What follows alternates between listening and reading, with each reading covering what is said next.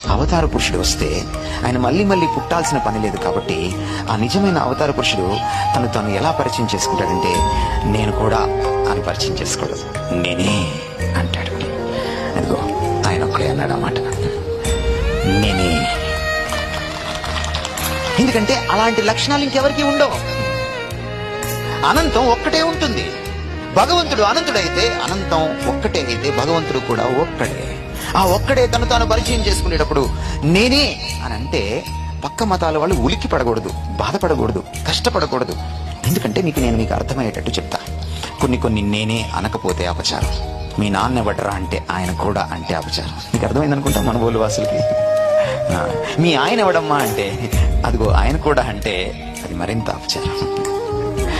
కొన్ని కూడా అనకూడదు, అది అపచారం. భగవంతుడు దిగి వస్తే, మానవ అవతారం ఎత్తితే, నీ ముందు నించుంటే, అది ఏ కాలంలోనైనా ఒక్కసారే అవతారం ఎత్తుతాడు. భగవంతుడు ఒక్కడే కనుక ఆయన పరిచయం చేసుకునేటప్పుడు అంటాడు, నేను కూడా అంటాడు. దాన్ని చూసి మనం బాధపడకూడదు. కొంతమంది అనుకుంటారు ఈ క్రైస్తవులకి సంకుచితమైనటువంటి మనస్సు, వీళ్ళది నేరో మైండ్, వీళ్ళు అన్ని కలుపుకుండే బ్యాచ్ కాదు. అవును, మేము అన్ని కలుపుకుండే బ్యాచ్ కాదు.